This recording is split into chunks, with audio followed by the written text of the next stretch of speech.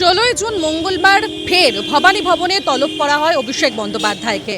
আপনারা জানেন যে গতকাল অর্থাৎ 15ই জুন টানা 11 ঘন্টা জিজ্ঞাসাবাদের পর ইডির দপ্তর থেকে বেরিয়েছিলেন অভিষেক বন্দ্যোপাধ্যায়। তারপর ভবানী ভবনে আজ ফের তলব করা হয়েছে এবং সেই অনুযায়ী ভবানী ভবনে এই মঙ্গলবার দিন ঠিক সকালেই তিনি এসে পৌঁছে যান। যখন তিনি ভেতরে প্রবেশ করেন 12টা 1 12টা 4-এ বা 4-5 তখন তিনি ভবানী ভবনের অন্দরে প্রবেশ করেন এবং তারপর থেকে জিজ্ঞাসাবাদ চলে। কিন্তু সম্প্রতি বেশ কয়েকদিনের দিকে যদি আমরা নজর রাখি 15ই জুনের দিকে, 15ই জুন টানা 11 ঘন্টা জিজ্ঞাসাবাদের পর ইডির দপ্তর থেকে বেরিয়েছিলেন অভিষেক বন্দ্যোপাধ্যায় এবং এই 15ই জুন ইডির দপ্তরে তাকে ডাকা হয়েছিল নিয়োগ দুর্নীতি মামলায় যে একাধিক অভিযোগ উঠেছিল সেই অভিযোগের পরিপ্রেক্ষিতে যে তদন্ত চলছে সেই তদন্তের পরিপ্রেক্ষিতে তাকে ডেকে পাঠানো হয় এবং একাধিক বিষয়ে তাকে জিজ্ঞাসাবাদ করা হয়। প্রায় 11 ঘন্টা ধরে চলে জিজ্ঞাসাবাদ এবং সেই জিজ্ঞাসাবাদের পর তিনি সেখান থেকে বের হন। তার আগে আমরা যে ছবি দেখেছি সিআইডির দপ্তরে, তার আগে তিনি হাজিরা দিয়েছিলেন এবং সেদিন হাজিরা দিয়েছিলেন বিধানসভায় জাল সই কাণ্ডের যে তদন্তভার সিআইডি নিয়েছে সেই তদন্ত চলছে এবং সেই পরিপ্রেক্ষিতে ডেকে পাঠানো হয় অভিষেক বন্দ্যোপাধ্যায়কে এবং সেই ঘটনায় তৃণমূলের আরও এক নেতাকে ডেকে জিজ্ঞাসাবাদ করা হয় এবং জানা যায় মুখোমুখি বসিয়ে জিজ্ঞাসাবাদ করা হয়েছে তাদের। সেদিনও প্রায় 7.5 থেকে 8 ঘন্টা জিজ্ঞাসাবাদ চলে। অর্থাৎ সম্প্রতি বেশ কয়েকদিনের দিকে নজর রাখলে টানা একের পর এক জিজ্ঞাসাবাদের পর্বের মুখোমুখি হতে হচ্ছে অভিষেক বন্দ্যোপাধ্যায়কে।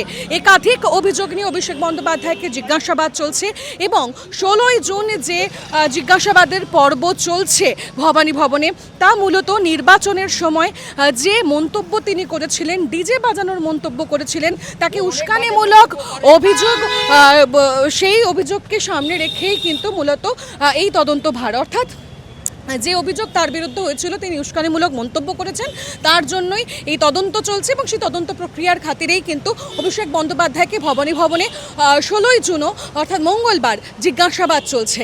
একের পর এক জিজ্ঞাসাবাদ পর্ব চলছে, একাধিক অভিযোগ তার বিরুদ্ধে রয়েছে এবং সেই অভিযোগের পরিপ্রেক্ষিতে ঘন্টার পর ঘন্টা তাকে জিজ্ঞাসাবাদ চলছে এবং অভিষেক বন্দ্যোপাধ্যায় তিনি ক্রমাগত বলে গিয়েছেন তিনি তদন্তে সহযোগিতা করছেন।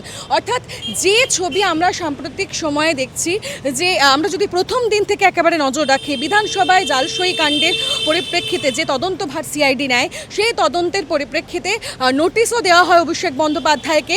বেশ কয়েকবার আমরা দেখেছি যে তাকে জিজ্ঞাসাবাদ করা হয়েছে ওই ঘটনার পরিপ্রেক্ষিতে এবং সেই সমস্ত বিষয়ের তদন্তভার চলাকালীনই আমরা আরও একটি ছবি নজর করেছি যে অভিষেক বন্দ্যোপাধ্যায়ের বাড়িতে পৌঁছে যান আধিকারিকরা এবং সেখানে তার আত্মসহায়কের খোঁজে তার বাড়িতে পৌঁছন এবং দীর্ঘক্ষণ তার বাড়ির সামনে দাঁড়িয়ে থাকেন এবং তারপর রীতিমতো তালা ভেঙে তাদেরকে ভিতরে ঢুকতে হয় সেই আত্মসহায়কের খোঁজে এবং সেই আত্মসহায়ককে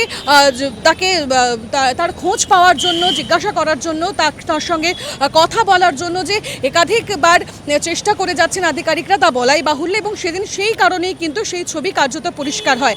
তারপর অর্থাৎ একের পর এক যে ছবি, সিআইডি, ইডি, ফের সিআইডি, একের পর এক জিজ্ঞাসাবাদ পর্ব, একের পর এক অভিযোগের ভিত্তিতে তাকে জিজ্ঞাসাবাদ করে চলেছে একাধিক এজেন্সি এবং ইডির তরফ থেকে নিয়োগ দুর্নীতি কাণ্ডে যে একাধিক ছবি, একাধিক অভিযোগ সামনে আসে। বিশেষত আমরা যে ছবি দেখেছিলাম কালীঘাটের কাকু কোটানকোট বলা যায় সুজয় কৃষ্ণ ভদ্রের যে অডিও, সেই অডিওকে সামনে রেখেই মূলত এই তদন্ত প্রক্রিয়া আরও এগিয়ে নিয়ে যেতে চাইছে ইডি এবং সেই অডিওর পরিপ্রেক্ষিতে সেখানে যে কথাবার্তা বলা হয়েছে এবং যে অডিওতে যে বিষয় উঠে এসেছে তার সঙ্গে অভিষেক বন্দ্যোপাধ্যায়ের কী যোগাযোগ রয়েছে এবং যে কথা বলা হয়েছে, একাধিক বিষয় বলা হয়েছে, টাকা নেওয়ার কথা বলা হয়েছে, সেগুলোর সত্যতা কত এবং তার সঙ্গে অভিষেক বন্দ্যোপাধ্যায় কিভাবে জড়িয়ে রয়েছেন, আদৌ জড়িয়ে রয়েছেন কিনা, এই সমস্ত প্রশ্নের উত্তর খোঁজার চেষ্টা করছেন তদন্তকারী আধিকারিকরা। সেই কারণে প্রায় 11 ঘন্টা কিন্তু জিজ্ঞাসাবাদ করা হয়েছে এবং এই নিয়োগ দুর্নীতি কাণ্ডে লিপস অ্যান্ড বাউন্সের নাম উঠে এসেছে, তা নিয়ে একাধিক অভিযোগ রয়েছে।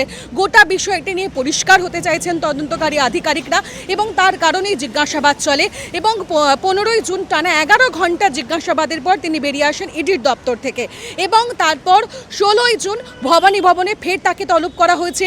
তবে এই তলব করার কারণ হলো উস্কানিমূলক মন্তব্যের অভিযোগ। নির্বাচনের সময় তিনি ডিজে বাজানোর কথা বলেছিলেন এবং সেই ডিজে বাজানোর কথাকে উস্কানিমূলক অভিযোগ সামনে রেখে যে অভিযোগ দায়ের হয়েছিল তার বিরুদ্ধে, তার পরিপ্রেক্ষিতে জিজ্ঞাসাবাদ। সেই কারণেই 16 জুন একেবারে সকালবেলা আমরা দেখলাম যে ছবি 12টা নাগাদে তিনি ভবানী ভবনের ভিতরে প্রবেশ করেন, 12টা 1, 12টা 4-এ তিনি দপ্তরের ভিতরে যান এবং তারপর টানা জিজ্ঞাসাবাদ চলছে।